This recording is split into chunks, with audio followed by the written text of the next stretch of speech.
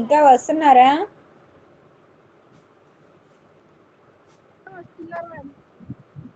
Okay, ఇప్పుడు వినిపిస్తుందా voice? Yes madam.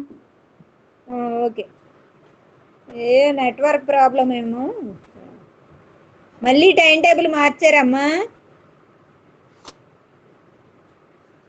No madam, ఏం మార్చలేదు మేడం, అదే టైం టేబుల్ మేడం. మరి ఏంటి సెకండ్ ఇయర్ కి మారింది, ఫస్ట్ ఇయర్ కి మారింది? ఫస్ట్ ఇయర్ నాకు ఫస్ట్ అవర్ ఉన్నారు, వాళ్ళు ఇందాక వచ్చారు.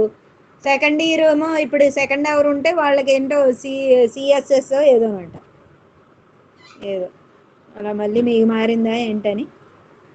సరేలే, మనం స్టార్ట్ చేసుకుందాము. ఈ లోపుగా వచ్చి జాయిన్ అయ్యే వాళ్ళు అవుతా ఉంటారు. ఓకేనా? మనం లాస్ట్ క్లాస్లో ఏం చెప్పుకున్నాము? ఇమ్యునోగ్లోబులిన్స్ గురించి చూసాము.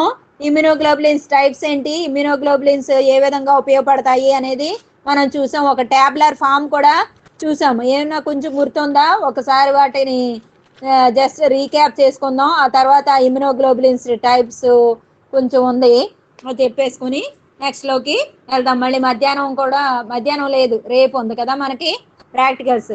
ఏమేమి ఉన్నాయి అనుకున్నాం టైప్స్? ఐజీజీ ఉంది, ఐజీఎం ఉంది, ఐజీఏ ఉంది, నెక్స్ట్ ఐజీడి ఉంది, నెక్స్ట్ ఐజీ ఈ అనేది ఉంది. టైప్స్ ఆఫ్ ఇమ్యునోగ్లోబులిన్స్ మనం చెప్పుకున్నాము. ఐజీజీ అనేది ఏంటి? త్రూ మదర్స్ వూంబ్, అంటే తల్లి గర్భంలో ఉన్నప్పుడు జరాయి ద్వారా త్రూ ప్లాసెంటా ఐటాంటస్ ఇంటూ ఎంబ్రియో అనుకున్నాం కదా, పిండంలోనికి జరాయి ద్వారా ప్రవేశిస్తుంది అనుకున్నాం. ఐజీఎం ఏంటి? ఏదైనా ప్రజనక ప్రేరణ వల్ల any antigen reactions takes place, first generating on antibodies are none other than IgM. మొట్టమొదట ఏర్పడేటువంటి ప్రదేహాలు ఏంటయ్యానంటే ప్రజనక ప్రతిరక్షక చర్యల్లో ఐజీఎం అనేది మనం చెప్పుకున్నాం. నెక్స్ట్ ఐజీఏ అనేది ఏం చేస్తాయి? ఏదైనా శ్వాస జఠరాంతర మార్గాల్లో గనక బ్యాక్టీరియా కానీ వైరస్ కానీ చేరితే ఐజీఏ అనేది వాటిని డిసింటిగ్రేట్, వాటిని విచ్ఛిన్నం చేస్తాయి, డిస్ట్రాయ్ చేస్తాయి అనుకున్నాం. ఐజీఈ అనేది ఏంటి? ఐజీఈ అనేది ఎలర్జిక్ కండిషన్స్లో hypersensitivity, by creating hypersensitivity protecting our body అని అనుకున్నాం. నెక్స్ట్ ఐజీడి ఏంటి? By inspiring encouraging immunoglobulins, by inspiring B lymphocytes establishing the ఏంటది? ఇమ్యునోగ్లోబులిన్ ప్రొడక్షన్ కదా. బి లింఫోసైట్స్ని ప్రేరేపించడం ద్వారా ప్రతిరక్షకాలు లేదా ప్రతిదేహాల ఉత్పత్తిని ఇవేం చేస్తాయి? ప్రోత్సహిస్తాయి అని అనుకున్నాం లాస్ట్ క్లాస్లో. ఇదంతా కూడా మనం నేర్చుకున్నాం, స్ట్రక్చర్ కూడా నేర్చుకున్నాం, different types of immunoglobulins structures కూడా మనం నేర్చేసుకున్నాం. ఓకే, ఇప్పుడు 1 by 1 వాటి గురించి కొంచెం డీటెయిల్గా చూసేసి అప్పుడు నెక్స్ట్ టాపిక్కి వెళ్దాము. మనం ఏమనుకున్నాం? ఫస్ట్ చూసింది ఆల్ఫా, ఐజీఏ. ఏ అంటే ఏంటి? ఆల్ఫా. వాటి పని వ్యాలెన్సీ ఎంత ఉంటుందో, వాటి పర్సంటేజ్ ఏంటో మనం చూసాం. ఓకే, దాని గురించి ఇప్పుడు డీటెయిల్గా చూద్దాం. IGA, what is meant by IGA? Immunoglobulin alpha globulins అనమాట. వేరుడు ఐజీఏ ప్రొడ్యూస్డ్. ఐజీఏ ఎక్కడ ఉత్పత్తి అవుతుంది, ఎక్కడ సంశ్లేషణ చెందబడుతుంది? కాలేయం, liver. IgA is synthesized or produced at liver. Next దీనిలో ఏముంటుందంటే ఇనప ధాతువు ఉంటుంది, iron content is present. Example transferritin. Transferritin అనేది ఒక ఇమ్యునోగ్లోబులిన్. That is example for IgA. ఏంటి? వాటిలో ఏముంటుంది? ఇనపధాతు ఉంటుంది. ఎక్కడ ప్రొడ్యూస్ అవుతాయి? కాలేయంలో ప్రొడ్యూస్ అవుతాయి. ఎప్పుడు వీటి నంబరు అనేది పెరుగుతుంది అని అంటే డ్యూరింగ్ టైఫాయిడ్, కలరా. ఇవేంటి? Water borne diseases. అంటే జలం ఏమైనా కలుషితమైనటువంటి నీరుని కనుక మనం తాగేమంటే, ఎస్పెషల్లీ రైనీ సీజన్లో మనకేంటి? టైఫాయిడ్, కలరా, జాండీస్ ఇవన్నీ వస్తాయి డ్యూ టు కంటామినేటెడ్ వాటర్. కలుషితమైనటువంటి నీరు మనకి ఎంత ప్రికాషన్స్ తీసుకున్నా కలుషితం అయిపోతుంది. అందుకే it is better to take boiled water కదా. చక్కగా వేడి చేసుకున్నటువంటి నీటిని తీసుకుంటే ఏ ప్రాబ్లమ్స్ ఉండవు. ఈ టైఫాయిడ్ కండిషన్లో, టైఫాయిడ్ వచ్చినప్పుడు ఐజీఏ అనేది నంబర్ ఎక్కువగా కనబడుతుందంట. టైఫాయిడ్, నెక్స్ట్ కలరా, టైఫాయిడ్ వచ్చినప్పుడు, నెక్స్ట్ కలరా వచ్చినప్పుడు ఐజీఏ యొక్క నంబర్ పెరిగిపోతుంది. ఓకే, ఇది 2 రకాలుగా ఉంటుందంట. Alpha, next alpha 1, alpha 2.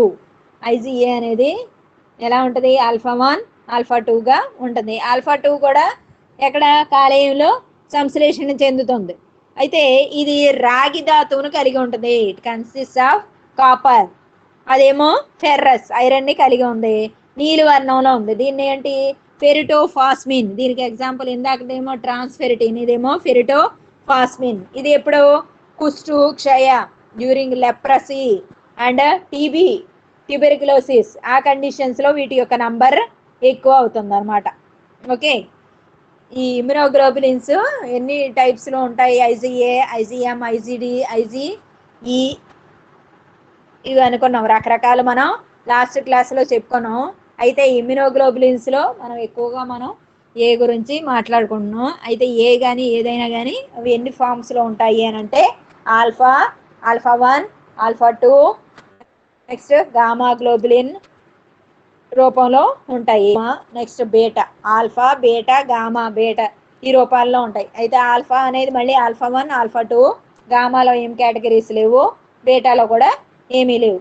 Alpha 1 అనేది ఇప్పుడు కలరా అలాగే టైఫాయిడ్ కండిషన్స్ లో ఎక్కువ అవుతుంది. దాంట్లో ఏముంటది? ఎఫ్ఈ అనేది ఉంటుంది, ఐరన్ కంటెంట్ అనేది ఉంటుంది. ఆల్ఫా 2 అనేది ఎప్పుడు? క్షయ, కుష్టు అంటే during leprosy and TB conditions there number increases. దాంట్లో ఏముంటుంది? కాపర్ అనేది ఉంటుంది, రాగి ధాతు అనేది ఉంటుంది కనుక నీలి వర్ణంలో ఉంటుంది.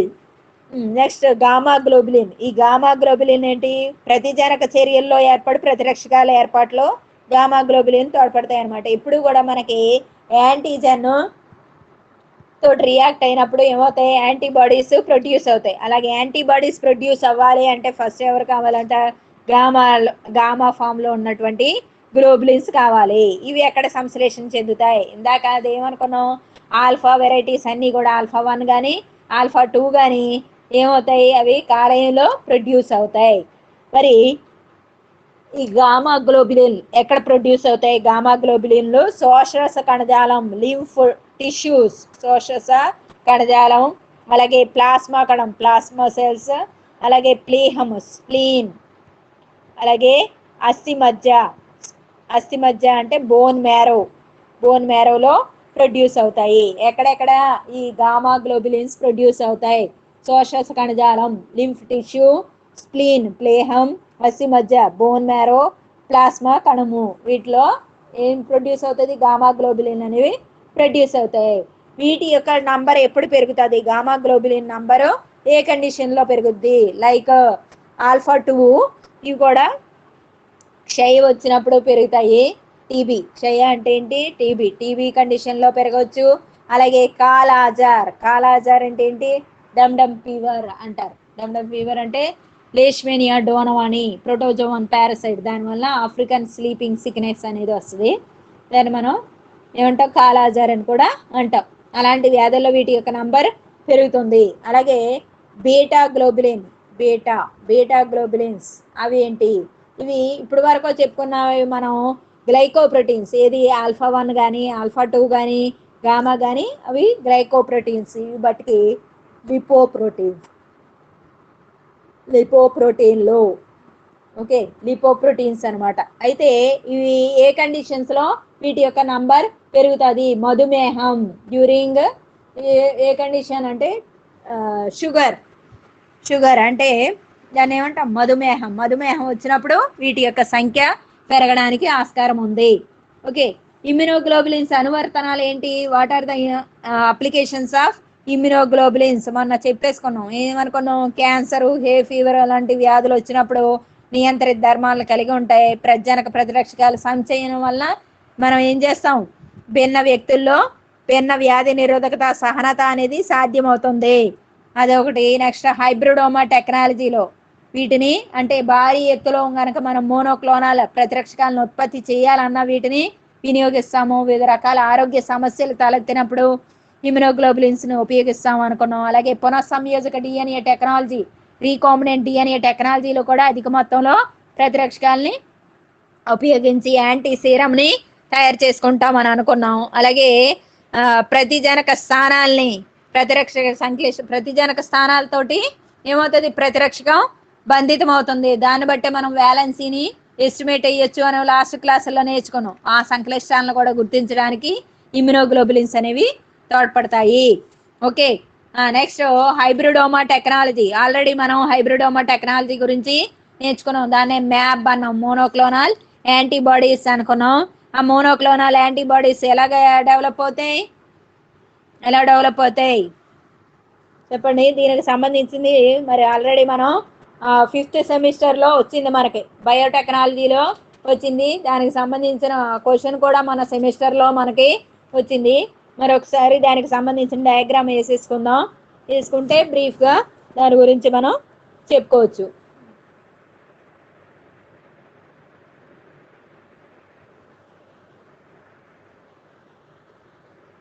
డయాగ్రామ్ వేయండి.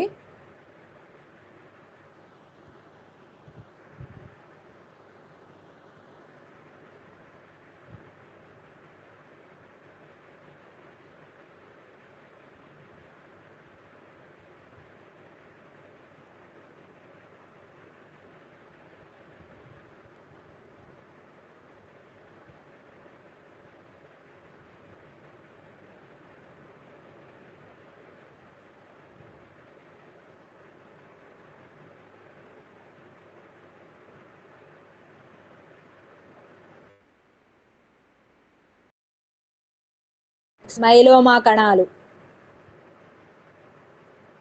ఇది ఆల్రెడీ మనం డయాగ్రామ్ వేసుకున్నాం. ఎలుకలో ఏంటవి, ప్లేహం తీసుకున్నాం, స్ప్లీన్, ప్లేహ కణాలు తీసుకున్నాం. ఇవేమో మైలోమా కణాలు. డయాగ్రామ్ కూడా మనం వేసుకున్నాం. మైలోమా కణాలు ఈ రెండింటిని హ్యాట్ మాధ్యమం, హైపోగ్జాంతల్ ఇమ్యునోప్టెరిన్, ఏమనుకున్నాం, థైమిడిన్. హ్యాట్ మాధ్యమంలో ఉంచినప్పుడు ఏమేర్పడింది, ప్రతిజనకం ప్రవేశిస్తుంది.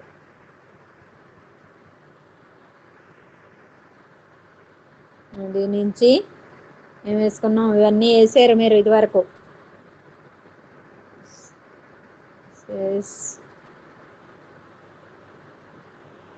వేసుకున్నాం. నెక్స్ట్ ఇక్కడ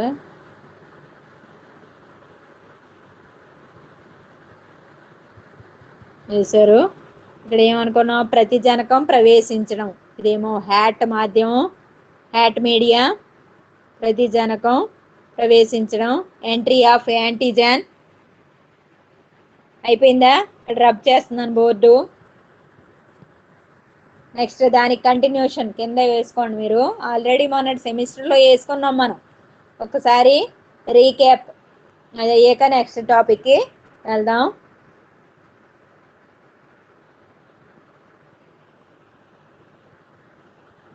నెక్స్ట్ దాని తర్వాత ఇందాక వేసుకున్న డయాగ్రామ్ తర్వాత ఇలా వేసుకుని నెక్స్ట్ కంటిన్యూషన్. ఇక్కడ ఏంటి, గడ్డ కట్టడం, క్లాటింగ్. గడ్డ కట్టడం, క్లాటింగ్. దీనికి ఏందేమో రీక్లోనింగ్. మళ్ళీ ఇక్కడ కూడా ప్రతిజనకం ప్రవేశించడం, ఎంట్రీ ఆఫ్ యాంటీజెన్. ప్రతిజనకం ప్రవేశించడం. తర్వాత అవసరమైన క్లోన్ పెంపు.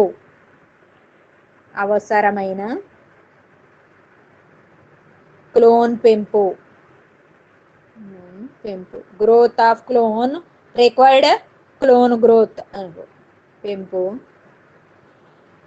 తర్వాత దీని తర్వాత ఇక్కడ డయాగ్రామ్ మళ్ళీ వేసుకో.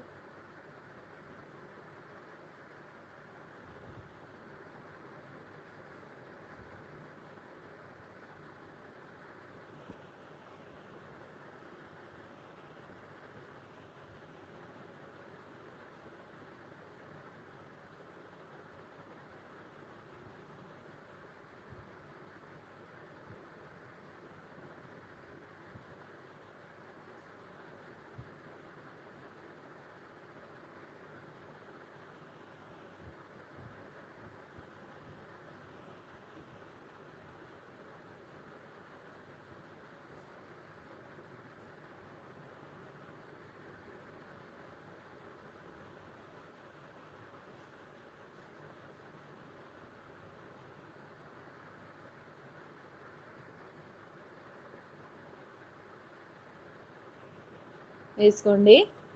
ఇది నెక్స్ట్ ఇక్కడ ఏం వేసుకుంటాం, ఇది మోనోక్లోనల్ యాంటీబాడీస్ ఫామ్ అయినట్టు.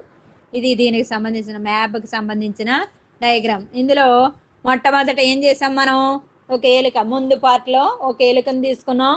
ఎలుకలో ఎంచుకున్నటువంటి ఒక ప్రతిరక్షకాన్ని ప్రవేశపెట్టాం. Required antibody is introduced into an selected rat. ఒక ఎలుకలోకి ప్రవేశపెట్టాం. అప్పుడు ఏమైంది, దాని యొక్క కొంతకాలానికి ఏమైంది, ఎలుకలో రోగ నిరోధకత అనేది డెవలప్ అయింది. After certain duration period it develops immunity. అప్పుడు ఆ కండిషన్లో అలాగే ఇమ్యూనిటీ డెవలప్ అయ్యాక దాని యొక్క ప్లేహ నుండి కణాన్ని తీసుకున్నాం. అదే ఫస్ట్ మనం ఎలుక వేసుకున్నాం, అక్కడ ప్లేహ కణము అని అనుకున్నాం. ఓకే, ఆ కణం నుండి ఏం తీసుకున్నాం, ప్లేహంలో బి లింఫోసైట్స్ని తీసుకున్నాం. ఆ బి లింఫోసైట్స్ని మళ్ళీ ఏం చేసాం, ఇంకొక ఎలక some other rat is taken. దానిలో ఏమున్నాయి, ట్యూమర్ సెల్స్ అనేవి ఉన్నాయి, కణుతులు అనేవి ఏర్పడి ఆ కణుతుల్లోకి ఈ బి లింఫోసైట్స్ ఏదైతే వ్యాధి నిరోధకత డెవలప్ చేసుకుందో ఆ ఎలకలోని ప్లేహ కణం నుండి బి లింఫోసైట్ని తీసుకుని వేరొక ఎలక ట్యూమర్ కలిగి ఉన్నటువంటి ఎలకలోకి, ఎలక యొక్క కణాల్లోకి ట్యూమర్ సెల్స్లోకి ప్రవేశపెట్టాం. దాన్నే మైలోమా కణాలు అంటారు. ఆ ప్రవేశపెట్టినప్పుడు ఆ రెండు కణాలు కలుస్తాయి. దానికి తోడ్పడే మాధ్యమం ఏంటి, హెచ్ఏటి మాధ్యమంలో మనం ఈ ప్రయోగం చేసాం అన్నమాట. అప్పుడు ఏమవుతుంది, ఈ కణాలు ఏమవుతాయి, నెక్స్ట్ రెండు కూడా ఫ్యూజ్ అయ్యి యాంటీబాడీస్ని డెవలప్ అవుతాయి అన్నమాట. యాంటీబాడీస్ని డెవలప్ చేసుకుంటాయి. సరే, దీన్ని మళ్ళీ ఏం చేస్తారు, రీక్లోన్ చేస్తారు, మళ్ళీ క్లోనింగ్ చేస్తారు అనమాట. అప్పుడు ఏమవుతుంది, కొన్ని మిలియన్ సంఖ్యలో ఏమవుతాయి, కణాలు అనేవి ప్రొడ్యూస్ అవుతాయి. Million number of cells are produced when we are repeatedly doing cloning, that is known as recloning చేస్తూ ఉంటే కొన్ని వేల సంఖ్యలో కణాలు ఏర్పడతాయి అనమాట. ఈ కణాలని ఏం చేస్తారు, కణం లోపల కానీ బయట కానీ ఏం చేస్తాయి, ప్రజనకాలు ప్రతిరక్షకాలను ఉత్పత్తి చేస్తాయి. ఈ ఫస్ట్ ఏర్పడినవి antigens, they can able to produce antibody within or without the cell, అంటే with in the cell or within exterior to the cell. These antigens can able to produce antibodies. ఈ పెద్ద మొత్తంలో అప్పుడు produce అయిన వాటిని monoclonal antibodies లేదా hybridoma కణాలు అని అంటారు, హైబ్రిడ్. సరే, వీటిని ఎందుకు మనం ఇచ్చేస్తాము అని అంటే, దీనివల్ల ఏమవుతుంది, మనకు రకరకాలైనటువంటి ఆరోగ్య సమస్యల్ని చక్కబెట్టుకోవడానికి ఈ మైలోమా కణాలు అనేవి తోడ్పడుతున్నాయి, యాంటీబాడీస్ అనేవి ఈ మైలోమా చికిత్సను ఎక్కువగా వ్యాస్ట్గా నిర్వహిస్తున్నారు. ఇతర రోగాలు, క్యాన్సర్తో పాటు ఇతర రోగాలను మనం డిటెక్ట్ చేయొచ్చు అనమాట, నిర్ధారణ అనేది చేయొచ్చు, దానికి సొల్యూషన్ కూడా మనం కనుక్కోవచ్చు. ఓకే, నెక్స్ట్ అదేంటి, ప్రతిరక్షక చర్యలు లేదా ఇమ్యునోగ్లోబులిన్స్ విధులు, ఫంక్షన్స్ ఆఫ్ ఇమ్యునోగ్లోబులిన్స్. ఇప్పటి వరకు మనం ఏం చూసాం, ఇమ్యునోగ్లోబులిన్ స్ట్రక్చర్ చూసాం, టైప్స్ ఆఫ్ ఇమ్యునోగ్లోబులిన్స్ చూసాం, అప్లికేషన్స్ ఆఫ్ ఇమ్యునోగ్లోబులిన్స్ చూసాం, అంటే అనువర్తనాలు, వాటిని ఎక్కడెక్కడ ఉపయోగిస్తున్నాము అనేది చూసాం. ఇప్పుడు ఫంక్షన్స్, వాటి యొక్క విధులు ఏంటి, what are the functions of immunoglobulins, let us see. వాటి యొక్క విధుల్ని చూద్దాము. ఏం విధుల్లోనూ నిర్వహిస్తాయి ఇమ్యునోగ్లోబులిన్స్ అనగానే, ఇమ్యునోగ్లోబులిన్స్ అంటే ఏంటవి, ప్రతిరక్షకాలు లేదా ప్రతిదేహాలు. ఏం చేస్తాయి, శరీరాన్ని రక్షిస్తాయి, శరీరానికి వ్యాధి నిరోధకతను కలగజేస్తాయి. ఆ కలగజేసే క్రమంలో ఏమేం పనులనవి నిర్వహిస్తాయి అనేది మనం చూద్దాం. ఇమ్యునోగ్లోబులిన్ యొక్క విధులు ఏంటి, ఉన్నత స్థాయి జీవుల్లో ప్రవేశించిన సూక్ష్మజీవుల్ని నిర్మూలిస్తాయి ఇవి, సూక్ష్మజీవుల్ని ఎరాడికేట్ చేయాలంటే ఇవి. నెక్స్ట్, ప్రవేశించిన ఏవైనా మైక్రోబ్స్ ప్రవేశిస్తే వాటిని ఏం చేస్తాయి, ప్రత్యక్షంగా ఎదుర్కొంటాయి, లేదంటే పరోక్షంగా కూడా ఎదుర్కొంటాయి. పరోక్షంగా ఎలాగా, సహపూరక వ్యవస్థను ఉత్తేజపరుస్తాయి అన్నమాట. మన శరీరంలో కాంప్లిమెంటరీ సిస్టమ్ని ఎంకరేజ్ చేసి ఏం చేస్తాయి, మనకి వ్యాధి నిరోధకతను కలగజేస్తాయి. వీటి విధుల్లో ప్రధానంగా ఏమేమి ఉంటాయి చూద్దాము. ఒకటి గుచ్చీకరణ, ఎగ్లుటినేషన్ అంటారు దాన్ని, గుచ్చీకరణ, ఎగ్లుటినేషన్. ఫస్ట్ విధి ఎగ్లుటినేషన్. రెండవ విధి ముద్దలుగా మారడం లేదా అవక్షేపం. అవక్షేపం, ప్రెసిపిటేట్. నెక్స్ట్ మూడోది తటస్థీకరణ, న్యూట్రలైజేషన్. నాలుగోది కరిగించడం అంటే డిజాల్వింగ్. ఐదోది బోర్డు చెప్తున్నాను, ఏమేమి చూసాం? గుచ్చీకరణ, ఎగ్లూటినేషన్. అవక్షేపం, ప్రెసిపిటేషన్. కరిగించడం, డిజాల్వింగ్. తటస్థీకరణ, న్యూట్రలైజేషన్ చూసాం. ఐదోది అప్సోనైజేషన్.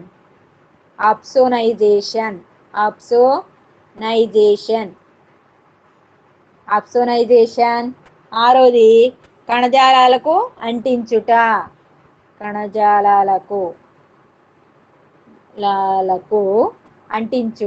అంటే ఏంటి? Attaching to tissues. And last one and seventh one, దాన్ని ఏమంటాం? బయటకు పంపించడం అంటే expulsion.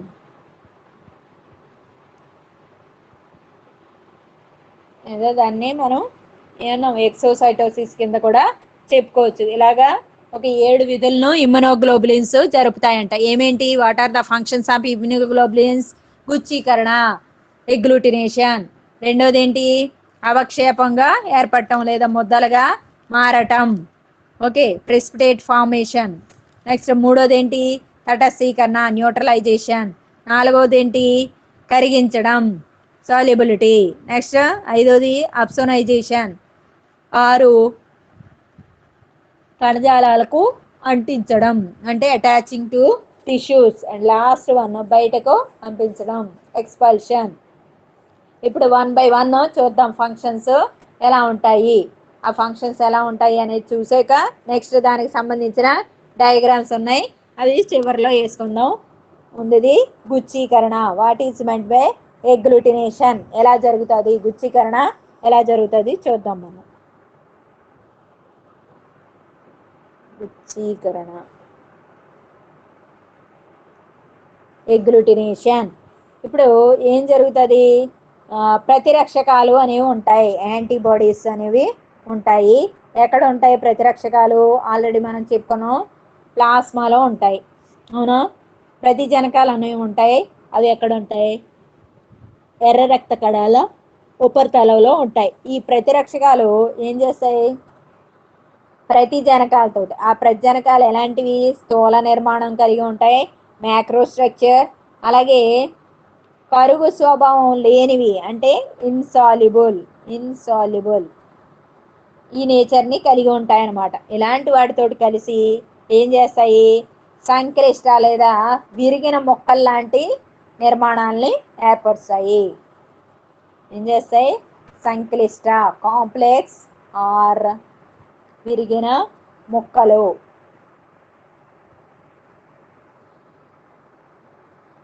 Broken fragments.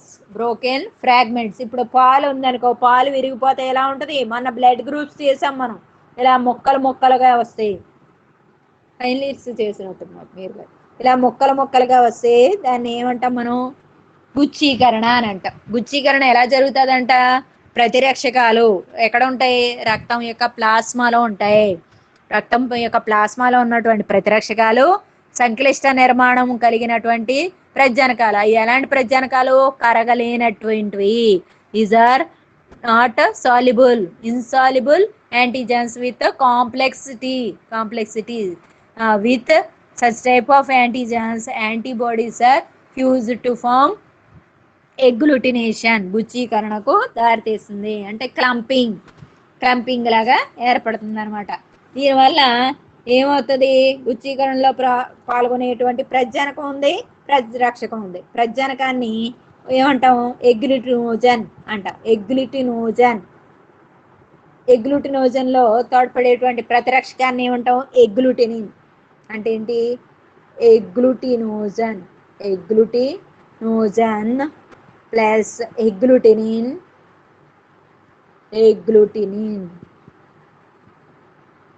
forms as agglutination. ఎగ్లూటినేషన్. గుచ్చీకరణలో ఏముంటది? ప్రతిరక్షకం పాల్గొంటుంది. ఎలాంటి ప్రతిరక్షకం? విత్ కాంప్లెక్సిటీ, సంక్లిష్ట నిర్మాణం కలిగి ఉంది. అండ్ ఇన్సాల్యుబుల్, కరగలేనటువంటి స్వభావాన్ని కలిగి ఉంది. ప్రతిరక్షకం ఎగ్లూటినిన్. ఎగ్లూటినిన్ ఆ ప్రతిరక్షకం ఎలా ఉంది? చక్కగా సీరంలో ఉంటుంది. అది సూక్ష్మ నిర్మాణాన్ని కలిగి ఉంటుంది. ఈ రెండు కలిసి ఏం చేస్తాయి? మొక్కల వంటి నిర్మాణాన్ని ఏర్పరుస్తాయి. దాన్నే మనం ఎగ్లూటినేషన్ అని అనుకున్నాం. ఇలాంటి ప్రజనకాలు బ్యాక్టీరియా, వైరస్, రక్త ఫలికికలు, లింఫోసైట్స్ అంటే ప్లేట్లెట్స్, ఇవన్నీ కూడా ఐజీఎం రకపు ప్రతిరక్షకాలు ఏం చేస్తాయి? వీటిలో పాల్గొంటాయి అన్నమాట. అంటే గుచ్చీకరణలో పాల్గొంటాయి. All these type of immunoglobulins participate in agglutination. Clumping of blood is nothing but agglutination. అది తర్వాత ముద్దలుగా ఏర్పడటం లేదా దాన్ని అవక్షేపం అని అనుకున్నాం. Formation of precipitate clumps. ఇందాక అది క్లంప్ ఫార్మేషను, ఇప్పుడు ఏమై ఏర్పడింది? అంతా కూడా ముద్ద విరిగిపోయింది. ఫస్ట్ స్టేజ్ విరిగింది. ఆ విరిగిన దానిలో ఇప్పుడు ఏమవుతుంది? అదంతా ఒక ముద్దలాగా తయారవుతుంది అనమాట. అది సెకండ్ స్టేజ్. ఇందులో ఏం ఏర్పడుతుంది? ప్రజనకాలు, ప్రతిరక్షకాలు. ఎప్పుడు కూడా ప్రజనకం ఉంటుంది, ప్రతిరక్షకం ఉంటుంది. ప్రజనకం ప్లస్ ప్రతిరక్షకం బోత్ ఆర్ సాల్యుబుల్. ఈ రెండు కూడా కరిగేటువంటి స్వభావాన్ని కలిగి ఏం చేస్తాయి? కరగలేనటువంటి అవక్షేపాన్ని ఏర్పరుస్తాయి. కరుగలేని అవక్షేపాన్ని ఏర్పరచును. Both antigen and antibody are soluble but form insoluble ఏంటది? ప్రెసిపిటేట్. అవక్షేపం కరగదు. ఈ చర్య నెమ్మదిగా జరుగుతుంది అనమాట. ఫస్ట్ చర్య స్పీడ్గా జరుగుతుంది. First stage, first reaction takes place very rapidly, very speed. Okay, ఫాస్ట్గా జరుగుతుంది. ఇది రెండోది గోస్ వెరీ స్లో, నెమ్మదిగా నిదానంగా గ్రాడ్యువల్గా జరుగుతుంది. కావున ఏంటి? వెంటనే కనిపించదు, కొంచెం టైం అనేది తీసుకుంటుంది. ఇందులో టీ లింఫోసైట్స్ అనేవి వ్యాధి నిరోధకతను కలెక్ట్ చేస్తాయి అన్నమాట. T lymphocytes establish immunity. Okay, అయితే ఇందులో పాల్గొనేటువంటి ప్రజనకాన్ని ఏమంటాం మనం? ప్రెసిపిటిన్ అంటాం. Precipitin is antigen that participate in precipitation. అవక్షేపంలో పాల్గొనేటువంటి ప్రజనకాన్ని ప్రెసిపిటిన్ అన్నాము. ఎగ్లూటినేషన్లో పాల్గొనేటువంటి ప్రజనకాన్ని ఎగ్లూటినోజన్ అన్నాం. ఎగ్లూటినేషన్లో పాల్గొనేటువంటి ప్రతిరక్షకాన్ని ఎగ్లూటినిన్ అన్నాం. అలాగని ప్రెసిపిటిన్ అంటే అది యాంటీబాడీ కాదు, ప్రతిజనకం, యాంటీజెన్. గుర్తుపెట్టుకోవాలి జాగ్రత్తగా. ఓకే, ఇప్పుడు ఇవేం చేస్తాయి? అనేక బొడుపులు కలిగినటువంటి ప్రజనకాలు రెండు బొడుపులు కలిగినటువంటి ప్రతిరక్షకాలతోటి కలవడం వల్ల ఏర్పడుతుంది అంట? ఒక వంతెన వంటి నిర్మాణం ఏర్పడుతుంది. అందువల్ల ఈ ముద్దలు అనేవి చూస్తాం. ఏంటి అది చెప్పింది? బహుగుడిపెలు, మల్టిపుల్ ఏంటి? ట్యూబర్కిల్స్. ఇది ప్రజనకం అనుకోండి. సపోజ్ దీంట్లో ఇలాంటి బుడిపెలు సోలెన్ స్ట్రక్చర్స్ ఆర్ ఏంటి? ఇన్యూమరబుల్, చాలా ఉన్నాయి. ఈ బుడిపెల వంటి నిర్మాణాలు చాలా ఉన్నాయి. అయితే ఇది యాంటీబాడీ. ఇది ఏంటి? ప్రతిజనకం. చాలా బొడుపులు ఉన్నాయి. Number of swollen structures are there, tubercles are there. ఇది ప్రతిదేహం. దీని మీద only two swollen structures are there. రెండు బొడుపులు మాత్రమే ఉన్నాయి. ఇది ఇలాంటి రెండు బొడుపులు కలిగినటువంటి ప్రతిదేహం అనేక బొడుపులు కలిగినటువంటి ప్రజనకంతో కలిసి ఏం ఏర్పడుతుంది? వంతెన వంటి నిర్మాణాన్ని ఏర్పరుస్తుంది. Develops a bridge like structure. దాన్ని ఏమంటామంట? లాటెరిస్ అంటాం. ఇట్ ఈస్ నోన్ యాజ్ లాటెరిస్ అంటాం. ఈ లాటెరిస్ ఏమవుతుంది? ఈ లాటెరిస్లు కొన్ని కలిసి ఏం చేస్తాయి? అనేక వంతెన లాంటి పెద్ద నిర్మాణాలని ఏర్పరుస్తాయి అన్నమాట. ఇది రెండోది. ఫస్ట్ ఏం నేర్చుకున్నాం? ఎగ్లూటినేషన్, గుచ్చీకరణ అనేది అంటే ఏంటి? చిన్న నిర్మాణం కలిగినటువంటి ప్రతిరక్షకం సంక్లిష్ట నిర్మాణం కలిగినటువంటి ప్రదేహంతో కలిసి ప్రతి జనకంతో కలిసి కరగలేనటువంటి ఒక కాంప్లెక్స్ మొక్కల వంటి నిర్మాణాలను ఏర్పరుస్తాయి. దాన్ని మనం agglutination అన్నాం. Develops a broken particles like structures, broken fragment like structures are developed during ఏంటది ఫస్ట్ది agglutination, రెండోది ఏంటి ప్రెసిపిటేషన్ అవక్షేపం. దీంట్లో ఏంటి ప్రజనకం కరుగుద్ది, ప్రతిరక్షకం కూడా కరుగుతుంది. Both antigen and antibody are dissolved. అయితే కరగలేనటువంటి ఒక నిర్మాణాన్ని ఏర్పరిస్తే అది ఎలా ఉంటుంది, ఒక ముద్దలాగా ఉంటుంది. Non soluble structure is developed due to antigen antibody reaction. అయితే ప్రజనకాల్లో అనేక బొడిపులు ఉంటాయి. Number of tubercle like structures are present, solen parts are present, and అది ఏం చేస్తుంది, రెండు బొడిపులు కలిగినటువంటి ప్రతిరక్షకంతో కలుస్తుంది. Fuses with antibody which is having two swollen structures. అది ఓకే. తర్వాత మూడోది ఏంటి, తటస్థీకరణ. తటస్థీకరణ అంటే ఏంటి, న్యూట్రలైజేషన్. ఇవన్నీ గుర్తుపెట్టుకోవాలి, ఇంపార్టెంట్. Immunoglobulin important. తటస్థీకరణ. ఈ తటస్థీకరణ మళ్ళీ ఒక్కోటి షార్ట్ కడుతాడు. ఇప్పుడు ఏమవుతుంది, ప్రతిజనకం యొక్క విషపు భాగాలకి ప్రతిరక్షకాలు చర్యను ఏం చేస్తాయి, నిర్వీర్యపరుస్తాయి. ఇప్పుడు ఇది యాంటీజెన్ ప్రతిజనకం, దీనికి ప్రతిగా ఏం ఏర్పడతాయి, ప్రతిరక్షకాలు అనేవి ఏర్పడతాయి, యాంటీబాడీస్ అనేవి ఏర్పడతాయి. అయితే ఇవి ఏం చేస్తాయి, టాక్సిన్స్ ని విడుదల చేస్తాయి, విష పదార్థాన్ని విడుదల చేస్తాయి. వాటిని టాక్సిన్స్ అంటారు. హలో, వినపడుతుందమ్మా? హలో, మధ్యలో బ్రేక్ అయిపోతుంది మేడం. ఓకే, లింక్ పెడతానులే, లింక్ లో చూద్దరు కానీ. నెట్వర్క్ ఏమన్నా ప్రాబ్లం ఏమో, వినపడిన వరకు వినండి. Okay madam. సరే, ఇప్పుడు ఏం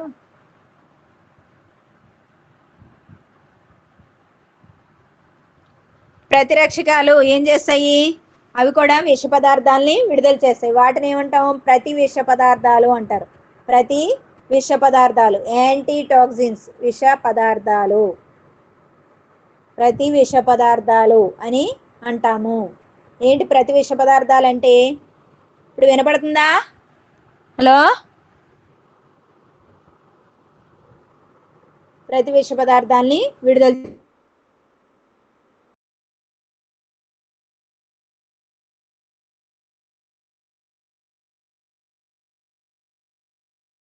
will be neutralized by the reactions of antibodies, which is known as neutralization. Toxins are released by antigens which neutralized or decayed, destroyed by the toxins released by antibodies. The phenomena is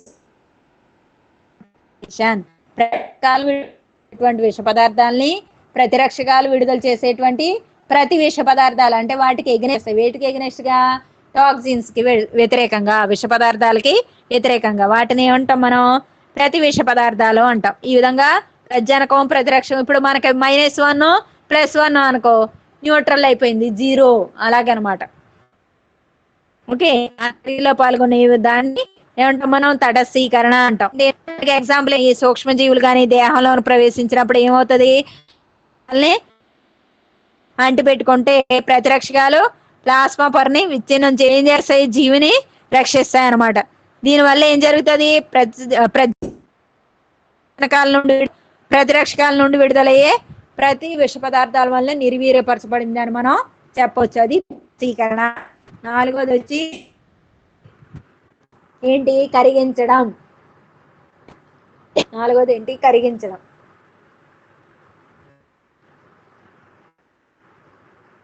dissolving జరుగుతుంది. ప్రతిరక్షకాలు ప్రతిజనకంగా చేసి దేహంలోనికి ప్రవేశించేస్తాయి అనుకుంటాం. దేహంలో ప్రవేశించి వెంటనే ఏం చేస్తాయి, విచ్ఛిన్నం చేసేస్తాయి. దాన్ని మనం ఎప్పుడైతే ప్రతిజనకం మన శరీరంలో ప్రవేశించిందో, ప్రతిజనకం ప్రవేశించిన soon after entry of antigen, antibody ఏం చేస్తుంది, ప్రతిరక్షకం దాన్ని నశింపచేస్తుంది. The antigen soon after to the body, dissolving, కరిగించడం అని దాన్ని ఫంక్షన్. నెక్స్ట్ ఫిఫ్త్ ఫంక్షన్ ఏంటి? అప్సోనైజేషన్. ఏంటి ఫిఫ్త్ది? అప్సోనైజేషన్. అప్సోనైజేషన్. అప్సోనైజేషన్ అంటే ఏంటి? ప్రతిజనకాలు ప్రతిరక్షకాల చేత ఆవరించబడి వాటిని భక్షణ క్రియకు పనికి రాకుండా చేస్తాయి. వేటిని? ప్రజనకాల్ని. ఇప్పుడు ప్రజనకం మన శరీరంలో ప్రవేశించిన వెంటనే వాటిని మొక్కలుగా చేయటమేమో మనం ఏమనుకున్నాం? ఎగ్లూటినేషన్ అనుకున్నాం. ఆ మొక్కలన్నీ కలిసి ఒక ముద్దగా ఏర్పడటమేమో అవక్షేపం అనుకున్నాం. ప్రజనకాలు విడుదల చేసేటువంటి విష పదార్థాలని ప్రతిరక్షకాలు ప్రతి విష పదార్థాలు నిర్వీర్యం చేయడాన్ని తటస్థీకరణ అనుకున్నాం. తర్వాత ప్రజనకాలు ప్రవేశించిన వెంటనే ప్రతిరక్షకాలు వాటిని విచ్ఛిన్నం చేయడాన్ని కరిగించడం అనుకున్నాం. ఇంకో ఫంక్షన్ ఏంటి? అబ్సోనైజేషన్. అబ్సోనైజేషన్ లో ఏర్పడే ప్రతిరక్షకాలను మనం ఏంటాం? అప్సోనిన్స్. ఇలాంటి షార్ట్ కడుతాడు. అప్సోనైజేషన్, అప్సోనిన్, ఎగ్లూటినేషన్, ఎగ్లూటినోజన్స్, ఎగ్లూటినిన్స్ ఇలాంటి ఇందాక ఏం చెప్పుకున్నాం? ప్రెస్పిటిన్ అంటే అది ప్రతిజనకం, ప్రతిరక్షకం కాదు.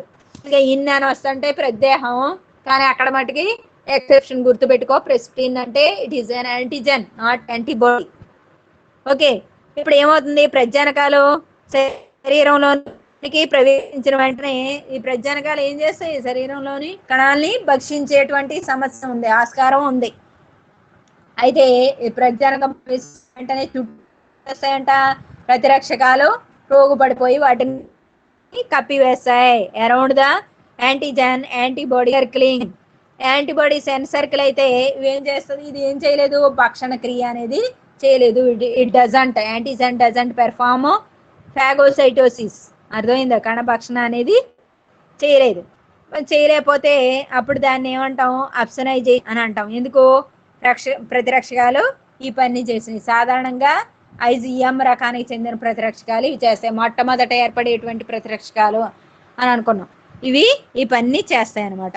నెక్స్ట్ తర్వాత ఆరో ఫంక్షన్ కణజాలాలకు అంటుకోవడం. అదేంటో చూద్దాం. కణజాలాలకి ఏ విధంగా అంటుకుంటాయి? Clinging or attaching to the tissues. కణజాలాలకు అంటుకోవడం. కణజాలాలకు అంటుకోవడం ఏ విధంగా అంటుకుంటాయి? కణాలకు అంటుకొని ఇమ్యునోగ్లోబులిన్లు మనకి ఏం చేస్తాయి? వివిధ రకాలైనటువంటి వ్యాధులను కలుగజేస్తాయి. ఏది? యాంటీజెన్స్ అంటుకుంటాయి. అయితే దీనికి ఈ రకానికి చెందినటువంటి ఇమ్యునోగ్లోబులిన్స్ ఏం చేస్తాయి?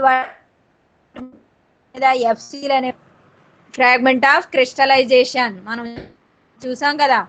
FC region, fragment of crystallization స్ఫటికి ఎఫ్ఏబి ప్రాంతం అని మన ఇమ్యునోగ్లోబులిన్ డయాగ్రామ్ వేసినప్పుడు చూసాం.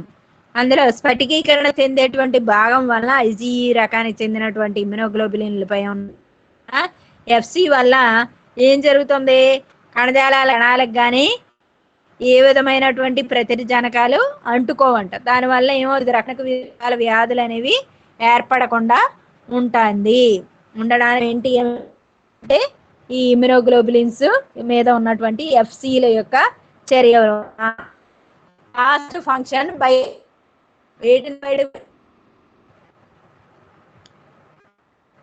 ఎక్స్పల్షన్.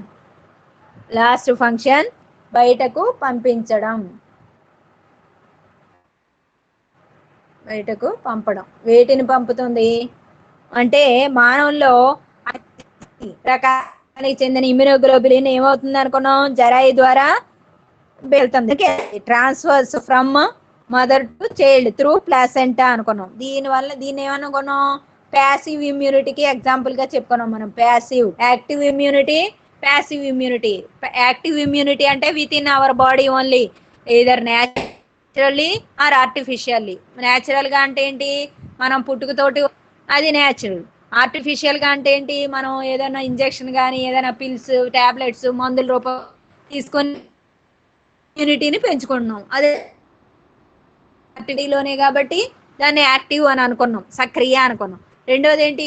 నిష్క్రియ, ప్యాసివ్ అనేది కూడా చూసాం. ప్యాసివ్ అంటే immunity in some other organisms, వేరే జీవిలో ఇమ్యూనిటీ డెవలప్ అయింది, మన బాడీలోకి ట్రాన్స్ఫర్ చేసుకుంటున్నాం. అది న్యాచురల్ గా ఉండొచ్చు, ఆర్టిఫిషియల్ గా ఉండొచ్చు.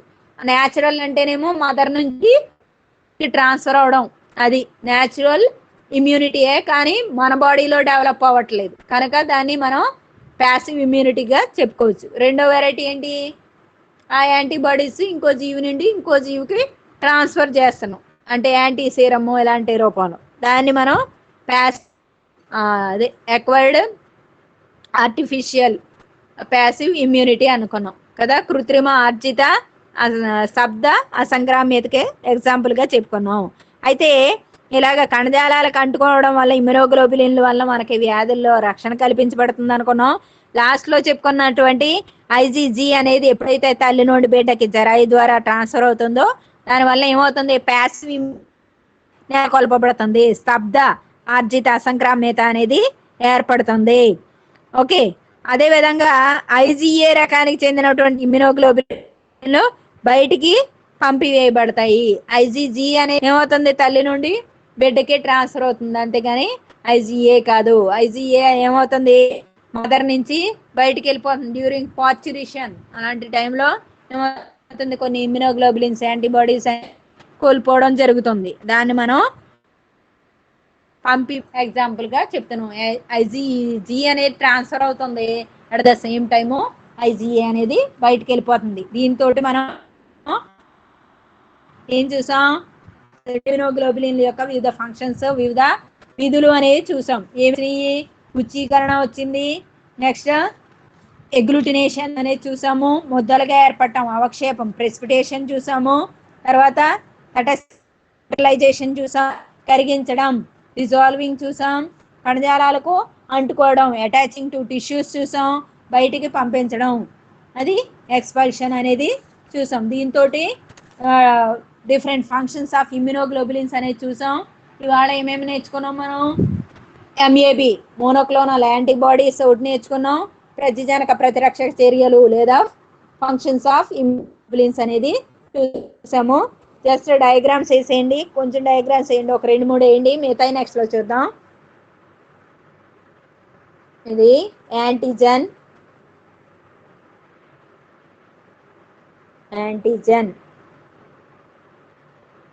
యాంటీజెన్స్ డిఫరెంట్ టైప్స్ లో ఉండవచ్చు. ఇది యాంటీబాడీ,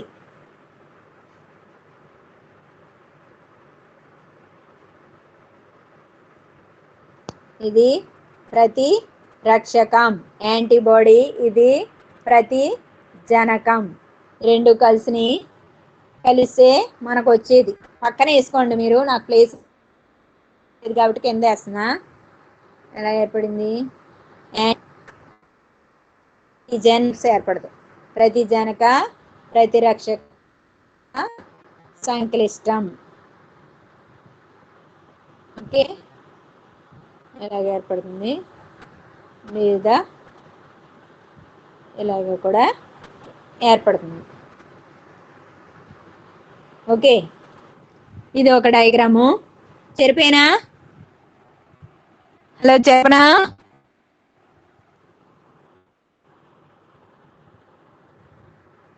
ఇంకా రెండో డయాగ్రామ్ వేస్తాను చూడండి.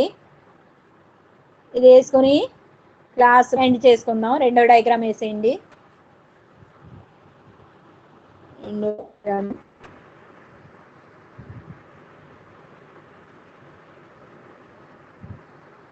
ఇది ఒక యాంటీజెన్, ఇది ఒక యాంటీజెన్, అనదర్ యాంటీజెన్, ప్రతిజనకం.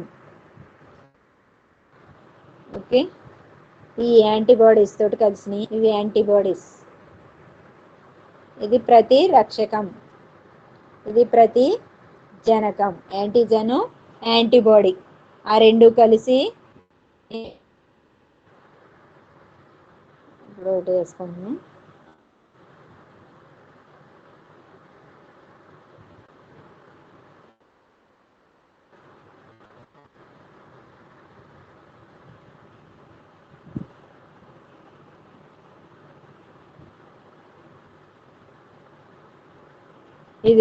ఇది ఒక డయాగ్రామ్.